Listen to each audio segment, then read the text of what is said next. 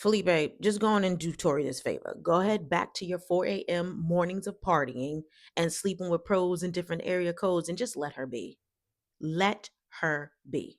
Like it's delirium, like it's delirium, I got delirium, like it's delirium, yeah, like it's delirium. She just wanna bounce to it, baby, get your giddy on. Walk up to the stage with a drink like I'm Giveon, but I never came here to sing what I'm really on. What's going on, y'all? It's your girl Taina B here. Welcome to my chat party. If you're here to join me for a little bit, a lot of it, fashionably early, fashionably late, to hear my little thoughts, my little views, my little opinions on Married at First Sight, season 20, episode number 12, Nothing Left on the Table, then I appreciate you so much from the bottom of my heart, y'all. Why is that party looking like 602 VIP people last time that I checked? Like, wow. Y'all are the bestest and the westest and the eastest and all of that. Thank y'all so much. That is so freaking cool to see. I am just extremely grateful. I hope that you guys will enjoy it here, and I hope that once you're here, you don't leave, that you will stay. But things happen, right? Sometimes folks leave the party for different reasons, but I'm hoping that won't be the case, and that I'll continue just to see more of you come in. So salute to all of you who have joined. And for those of you who will join in the future, for those of you who have done your two-step on the dance floor, mwah, I see you. Thank you so much. I love to engage in the conversation, for hitting the like button, sharing the video, and just for your viewership, right? You peeking in at the party like, I don't know yet. It's all right in there. You know what I'm saying? Let me come back tomorrow. Come on, come back, but just make sure you join at some point. You know what I'm saying? But anyways, y'all, we're gonna go ahead and get into it because we know usually I got a whole lot to say. This episode was very interesting to say the least. Another set of twists and turns, and right off the rip that I certainly was not expecting. And so we're still at that group dinner with Adam sounding crazy. Okay, they're still getting into this whole 3 hour pickleball situation and how he enjoyed it. She did not. They're chiming in, asking her questions. She's like, yeah, no, I ain't doing that moving forward. You know what I'm saying? Nobody's spending like 1,000,000 hours on pickleball. I got other things to do. And so Mecca ends up asking Adam if he's willing to tap into what Marissa wants to do. And Dr. Paul, again, remember, because they in the cut watching this all take place, says for someone who's not taking it seriously, this is Adam taking it seriously. And I said, really, Dr. Paul? I'm not under that same impression because I don't even feel like he's answered the question directly. When Mecca asked him, he said he doesn't expect her to participate in all those hours of sports. But when did we hear him say he's willing to do what she would like to do? You know what I'm saying? Not participating in all those sports can mean, okay, instead of 3 hours, we're going to reduce it to 2.5. Is that good? No, because it's like, okay, well, instead of doing pickleball, how about we do, we go hang out with your friends like you like to do? How about I take you out to dinner like I haven't done? How about we go shopping, or what do you want to do today, babe? You know him with that robotic babe, babe, what do you want to do, babe? Like, let's get some of that. To me, that's answering the question directly. But meanwhile, and in between, Marissa's looking so defeated. You can tell that she's bothered and she's really dealing with some things internally. So she ends up saying they'll figure out the balance of compromise for them both once they meet with the experts. Tori and Felipe are up next in the discussion. This is where I say I was not ready for this surprise. I said, boy, oh boy. She reiterates that they haven't argued and they haven't argued yet, and hope that they would have by now so she could see what that looks like. Because she said, they're both stubborn, this, that, and the third. Felipe has the nerve to then decide he's going to take a hard left. He said, forget this light work. I'm about to get down to business. And says the issue is that in less than 3 weeks, he's going to make the biggest decision of his life. And he already thought he made that decision, which was marrying a stranger. I said, so you thought that was it? What do you mean you thought you were? So once you married the stranger, what did you think was going to happen next? That's it? You're done? Everybody goes back home and goes on about their business? Did you think this carries to decision day? And then after that, you're like, it was good knowing you. Take care. Take it easy. I see you in these streets when I see you. Yeah, we can still call each other husband and wife. You know what I mean? I'll give you a hug, but that's it? Like, what do you mean? And he said, but he finds himself finding reasons as to why he shouldn't be married to Tori. And I said, say what now? You're doing what? You're finding what? Subconsciously, he says he finds himself as he's grocery shopping or walking, I'm sorry y'all, this was crazy work, or walking downtown thinking of, let me tell you what he's not thinking of. He's not thinking as he's in the grocery store what he could pick up for dinner to make her the best dinner of her life, to make her fall for him more. He's not thinking as he's walking uptown the best next date he could plan that'll knock her socks off. No, no, no. You want to know what he's thinking about as he's doing these things? This mofo said he's thinking of ways out. Like, peace. Like, I'm done. Like, it's over. Like, get me up out of here. Somebody push the button so the door can open and I can be free. I'm like, what? Say what for the second time? Did he just, like, yo, what I tell you? I was like, wait, no, he didn't just say this. Of course, immediately across the tables, the jaws are dropping. So, Felipe, I guess my question is, does that mean that you're bored and the passion is gone already? Even before decision day? Because why is this on your mind so soon or even at all? And my favorite question, most importantly, why are you here? Right? The obvious. And Tori says that eventually too. And I'm sure we all said it. It ain't hard to ask. But why are you here? And you knew deep down, even before you signed up for this process, that you weren't ready to be married to anyone or anything. Okay? Not a dog, not a cat, not a trash woman, not a good one. You weren't ready and you knew that. You love doing what you love to do. So I don't understand how we got here. I really don't, y'all. There is no reasoning for that. If y'all can fill in the gaps for that for Felipe and let me know and let Tori know, then please hop on the dance floor and do that. Because I thought in my mind, what else could it be other than you just wanting to do something fun and different in your life? But something that you knew you weren't going to really take seriously, or maybe I don't know if you were, gambling with the opportunity, like, well, listen, shoot, F it, I'm gonna try it. And if it works out, it works out. And if it doesn't, it doesn't. But that wasn't that type of situation. Those weren't the type of intentions you were supposed to set before you became and joined in on this process. And so did did you think too that the process was going to just push you into submission of marriage and make you ready? I don't know. Anyways, let's move on. What a crime and a disaster to watch. This man says his single life was incredible, not the single life being incredible. And if he were to be asked if he wanted to be married for the rest of his life today, he would say no. And I said, okay, well, thanks for your honesty, Felipe. But weren't you asked that question the last group session, which was probably like the day before or within that same week? If it were decision day, what your answer would be? And what was your answer? What did you say to everyone? Because I'm pretty certain you said it would be yes. So you pretty much playing games, Felipe, and you all over the place with that. But Dr. Paul says that's not the right setting for all this that Felipe's dishing out right now. And I totally agree. I would have been sitting there as his wife pissed to the nines, okay? And Dr. Lisa says he's afraid to be accountable to somebody. No, I don't even think it's that. I just think that he shouldn't be here. How about that? Like, we don't even need to read much deeper into him. There ain't nothing left to say. And so Cam tells him he's not going to do better than Tori. Hello. And Nick asks, then why would he decide to get married at first sight if he was so unsure? And hello again.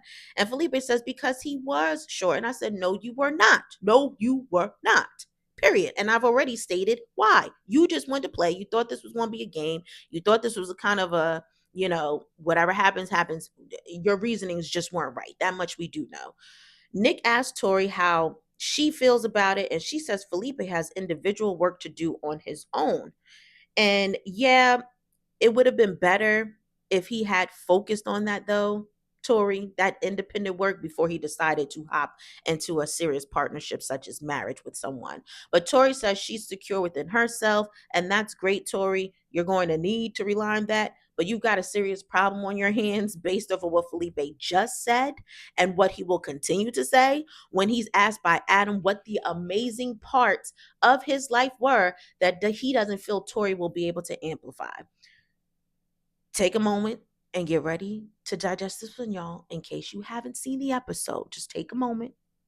Let's take a moment of silence so you can get ready for what this man is about to say next. And even if you did see this episode, let's take a moment of silence for what this man is about to say next, because he then proceeds to say, if he's being honest, or if I'm being honest with you guys, I love sleeping with a bunch of women.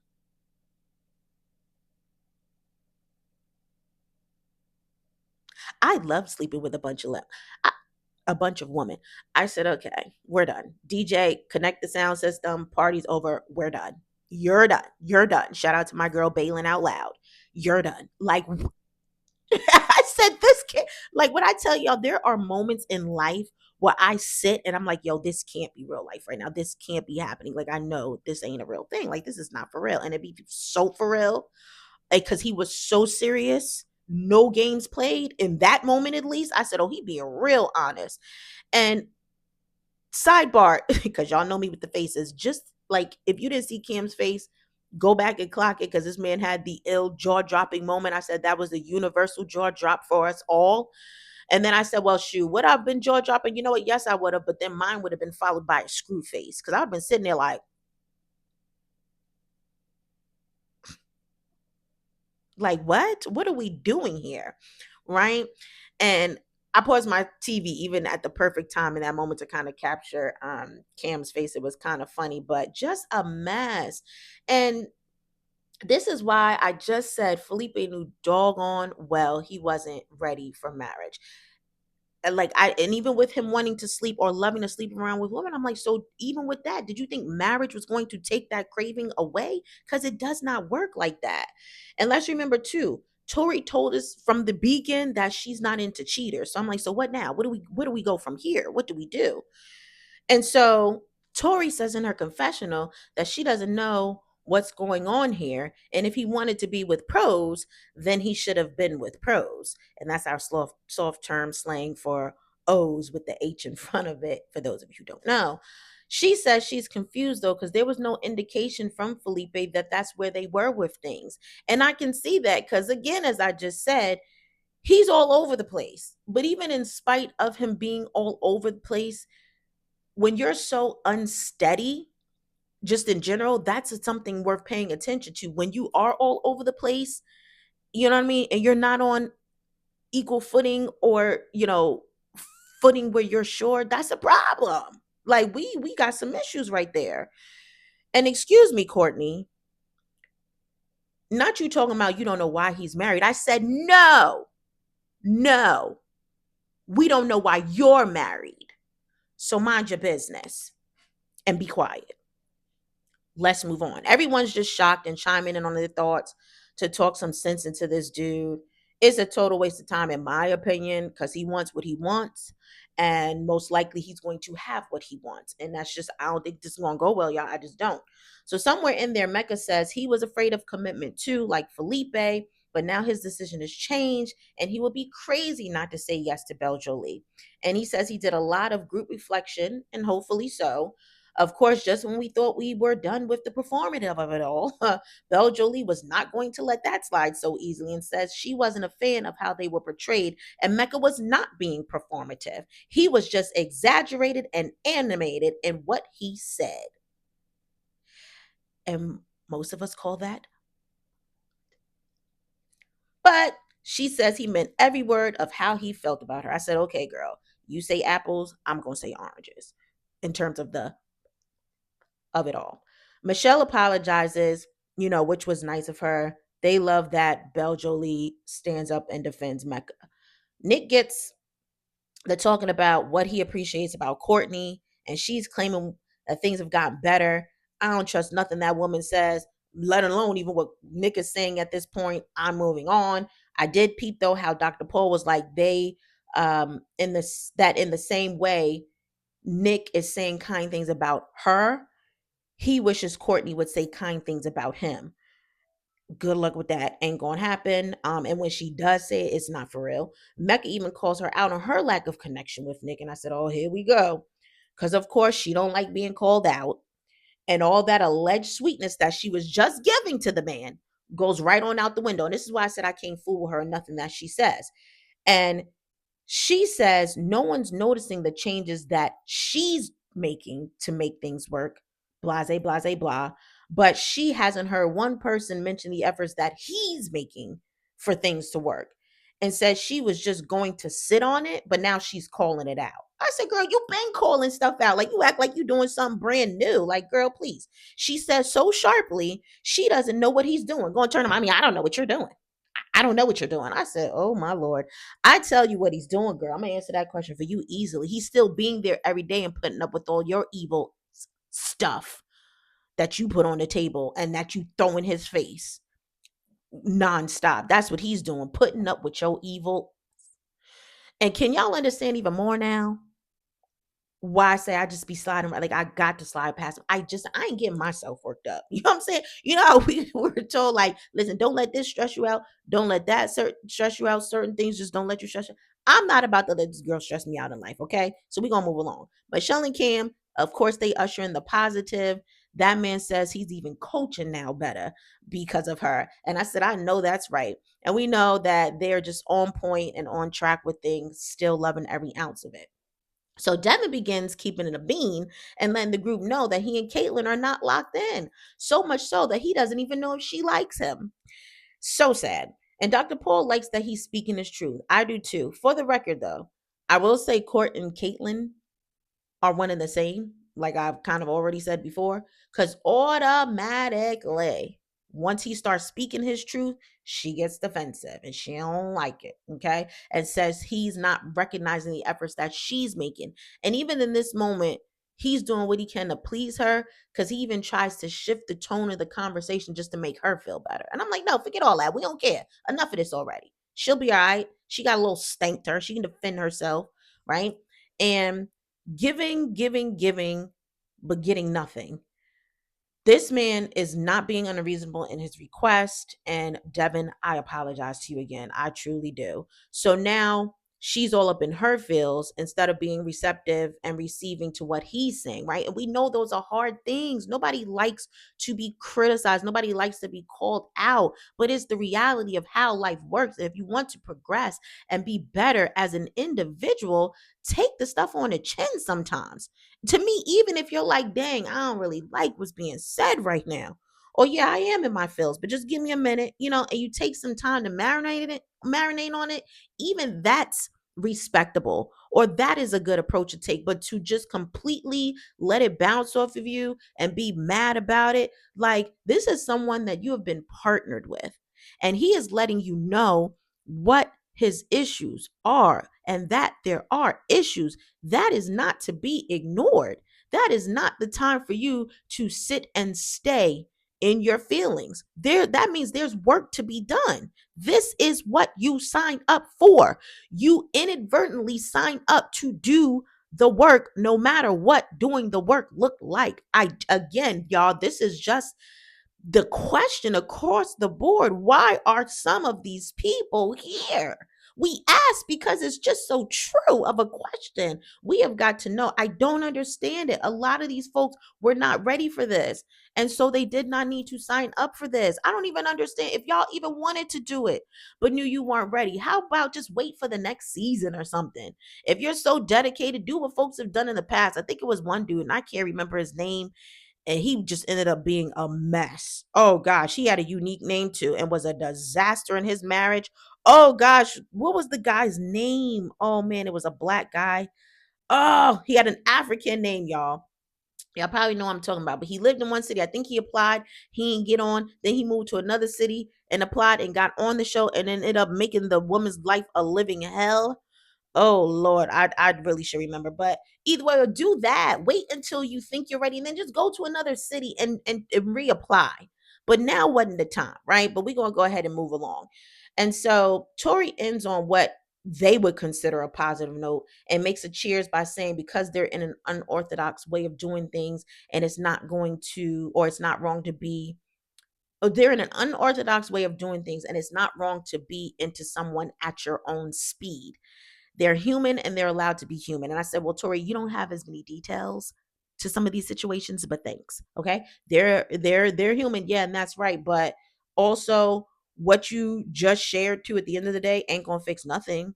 The problem still lies therein with some of these people. Forget Caitlyn being into Devin at her own speed. She's not into him at all. Forget did I forget Courtney being into Nick at his own her own speed. She's not into him at all. Forget Felipe being into you at his own speed. He might be into you in this moment, but eventually that's going to turn into not at all. And he's on his way there right now. So, girl, Tori and Felipe have their conversation about dinner on the drive home. He said he's nervous about what she's feeling and kind of what she's about to say. She says she doesn't want to be cheated on. She wants loyalty and wants him to figure out his own ish and all that. And I said, well, Tori, then you should know what your answer for decision needs to be at this point.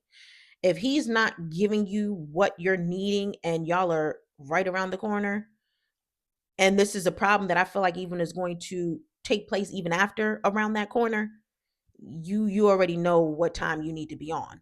And although she's in her side interview talking about the ship hasn't sunk yet for her, I'm like, and why not? And why hasn't it? Okay, it may not have sunk for you, but I tell you what, your boy has already jumped overboard, and you about to be looking for him in the daytime with a flashlight. Shout out to Usher, because he's gonna be going with them pros, doing what he, you know what I'm saying? Like, what are you talking about?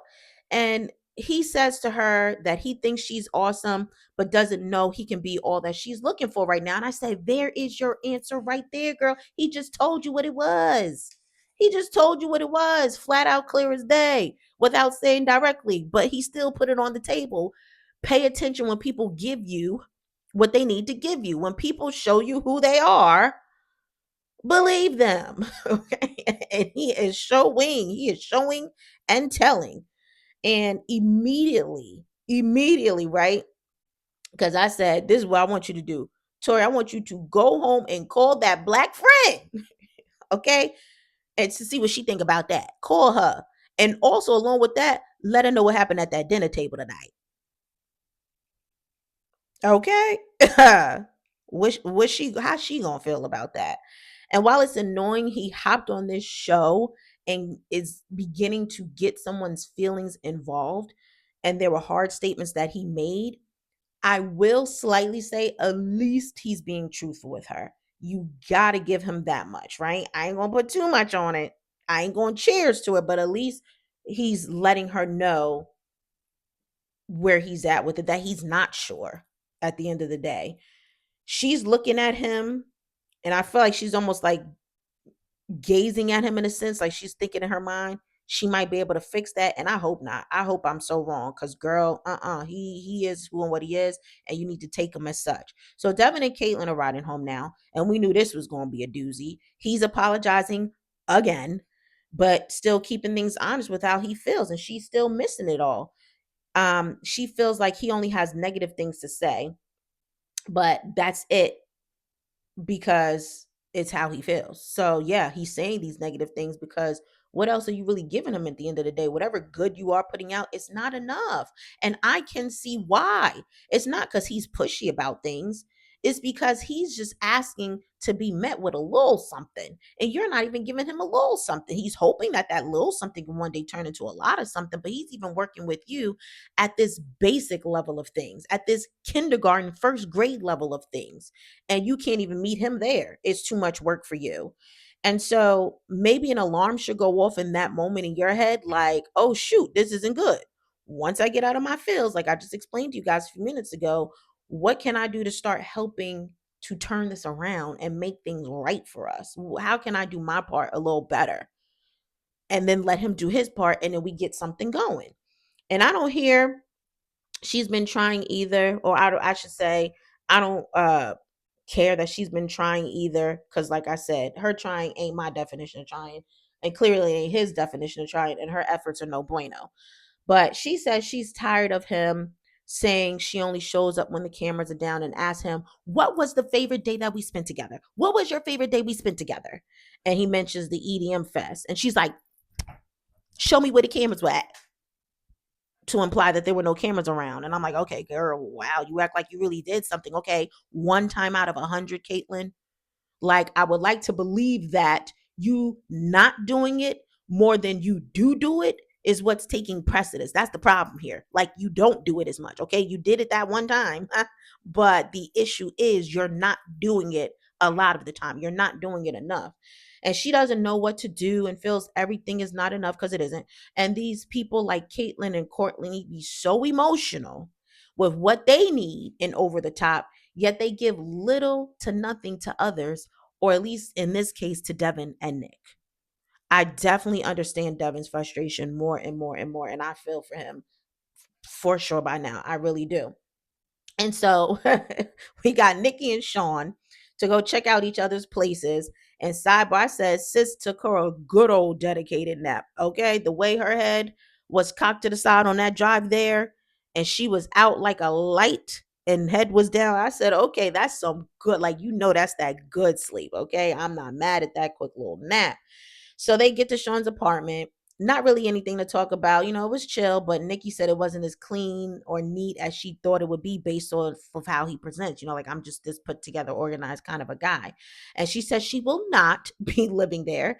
And in the meantime, and in between time, Sean says Nikki has been thinking about the future. She said he's being more soft. She's being more soft now. She'll send him text messages throughout the day to check in on him. She'll make sure that they have groceries. She'll make sure that dinner plans are set and all of that. And I thought that was cute for him to say that in that moment. And we like to hope and believe and hold on to the fact that this is progress, but sometimes we just don't know, y'all, right? He says that she's showing up as the wife he's been waiting for. And I said, right, until she says something you don't like, or until you say something she don't like, and then y'all go completely left and forget about all this good stuff. You know what I mean?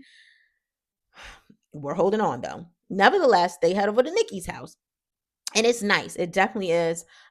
Certainly if that's your style. But what got me is Sean in his side interview sitting all up in her chair, okay, talking about she's bougie and her house is not mind blowing. In his mind, I said, "Sir, it's giving more than where you live, ain't it? Though." I mean, you got some nerve. But I do like how he still complimented her and acknowledged the work that she's done and how hard she's worked to get what she has. And he gives her big ups and her props and all of that, to the cameras, to her face. And I really love that a lot. And that's what you're supposed to do. And that also speaks to pouring into her in the way that she needs, right? Because we remember her making a point to say that men have always been intimidated by her status, her finances, maybe what she has. The one relationship where the man felt like she was just too much for him. And so I like that Sean is kind of like, look, I still can respect and take my hats off and tip my hats off to what you're doing. This ain't that type of party. We gonna give the props where it's due. So I really respect Sean in that moment, if I could say anything good about him at this point. Okay. And so sidebar, when they head upstairs and lay on the bed, I was shocked. I really was, because they were on the bed with their outside clothes on. So I'm like, well, what about the germs of it all, Nikki? Especially for you. And this being a shoeless house, it's a shoeless house from the germs, but we just going to put our germy clothes all over the bed. I guess if that's how you rock and roll, I'm like, make that make sense. But listen, it's your house, your rules. And they chat. At the end of the day, he would be willing to live in her home. And obviously, that makes all the sense in the world. Not because it just presents a little better, but it's a home, right? It's an investment, in my opinion. And should they make it past decision day? And she wants to make sure that they have that emotional connection by decision day. So we'll see. I hope so. I felt like if they kept on this playing field and kept doing the work, and what I think they would be okay. But it's like, y'all, they be so unpredictable. Maybe by next episode, what are they gonna be doing then? What is, what I mean? It's kind of like, what argument are y'all going to be into then? Is Sean gonna be bringing up this whole actual stuff of it all, like he always like to, like he'll give it about a week, maybe about a few days, and then we back to the same stuff, and then it's a problem. So we'll see. But Michelle and Cam, they head down to Portland to see his spot. It gives minimalist, but I don't have a problem with that at all because it's very clean. So A plus and high five to that and for that. Okay. They also end up visiting his childhood home. His parents aren't there, but they have a good time just going through his memorabilia and in his room, and with the stories that he shared. I love the full circle moment he had when he said at 16, he was seeing this girl, Michelle. I don't know if he was like, yeah, I had a Michelle on my bed at 16. He was like, and now my wife's name is Michelle. So I thought that was cute. And I really believe in stuff like that, how things just kind of happen, how they're supposed to, or what is it? Like, just the alignment of things I really believe in. But sidebar, when they go downstairs in the basement and go through all the stuff, it was Cam's dog all on the couch trying to tear up that pillow for me. I said, y'all so busy in conversation, does nobody see this dog? If somebody don't get this dog and this pillow that he's trying to tear up. Okay. I was a little distracted. But, anyways, I'm like, well, I just love how they are connecting, sharing life goals like they always do, always laughing together. And I'm also loving the fact that Michelle is always crying tears, but because she's always crying tears of just continuous joy. And you can tell she's just grateful, right?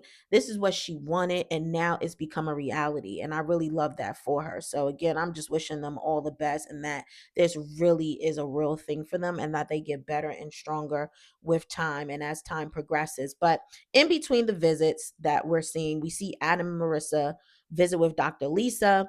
They're dissecting the bad day they had and what it means for their level of compatibility. And Dr. Lisa wants to know why his things have to always be done on a level 10. Like, what is he running from? And he shares his dad always pushed him towards excellence and said his parents forced him to do the whole piano lessons in Boy Scout. We already know how we feel about that piano because we got that early on. Even bachelor night at the wedding, like it was a bit much for us. So I can only imagine how he felt. And he shares a story with how mom completely blew up his spot one time. Like, he had friends coming over. He specifically asked his parents, because he would have been embarrassed, do not bring up Boy Scouts, do not bring up piano lessons. And what does mom do? Mom brings her little self. I'm gonna say, I ain't gonna be rude about my mom. She gonna bring her little non-listening self where his friends were to remind him, as if he probably didn't already know in the first place, that he has what I think she said, boy, Boy Scouts at in an hour and then piano lessons to follow right after, or vice versa. Whatever the point is, she still brought up the two things that he asked her specifically not to. And the way I would have been so mad at my mom, like, mom, really, like, I would have been looking like in that moment. And then I would have been like on silent mode after that. I would have been so annoyed with my mom for doing that. But because especially too, we knew how we felt growing up around friends and things that just embarrassed us. And we wanted to put on in front of our friends, right? We wanted to look cool, we wanted to be cool, we wanted to be that girl, that guy.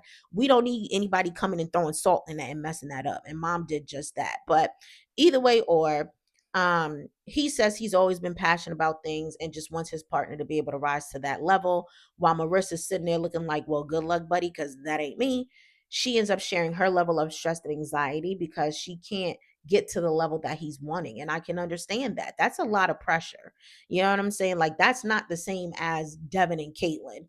This is a whole different level because he's really like, oh, yeah, no, well, we're going to be doing this for hours a day. We're going to be doing that. Like, that is too much. Not even just mentally, but physically. What if physically you're just not even to that tier or that way of doing things? That's crazy, right? That's wear and tear just even on your body alone.